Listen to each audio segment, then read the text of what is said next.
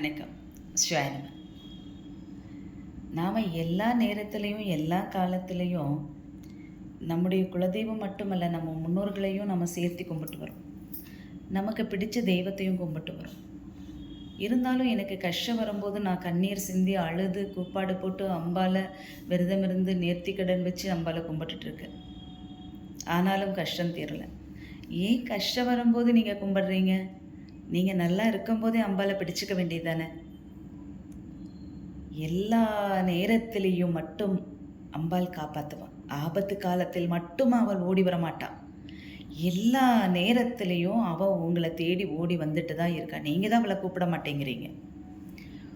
ஒரு தடவை மனசார உருகி கூப்பிட்டு பாருங்க, அவள் வருவா.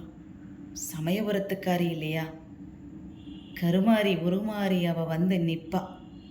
உங்கள் வாசலில் வந்து நின்று அவளை உள்ள வான்னு கூப்பிட்டு உட்கார வச்சு ஆரத்தி காமிச்சு அவளுக்கு நெய்வேத்தியம் போட்டு நீங்கள் கையெடுத்து கும்பிடுங்க, கேட்டதை அவள் கொடுப்பா. மஞ்ச முகத்தலவி சந்தன முகம் வச்சு பொட்டு வச்சு குங்குமம் வச்சு தலை நிறைய பூ வச்சு அவள் ஆடி அசைஞ்சு வர்ற அழகே அழகுதான். மூத்தவ வெளியில் போகும்போது அழகு, இளையவ உள்ளே வரும்போது தனி அழகு. எப்பொழுதுமே மூத்தவளையும் வழிபடுங்க, இளையவளையும் வழிபடுங்க. இளையவ வரந்துட்டா அப்படின்னாலே உங்களுக்கு சொல்லவே வேண்டாம், அவ்வளவு இருக்குங்க. உங்கள் கஷ்ட காலத்தில் மூத்தவ உங்கள் கூட இருந்து உங்களை ஆறுதல் படுத்துவான்.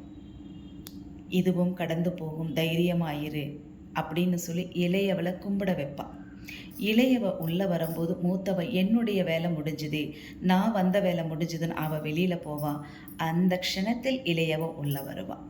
அவள் வரும்போது வீட்டுக்குள்ளே ஒரு நல்ல அதிர்வுகள் இருக்கும், நல்ல நறுமணங்கள் இருக்கும், சந்தோஷம் இருக்கும், கலகலப்பு தானாக இருக்கும். அந்த இடத்துல பாருங்களேன். ஸ்வானம.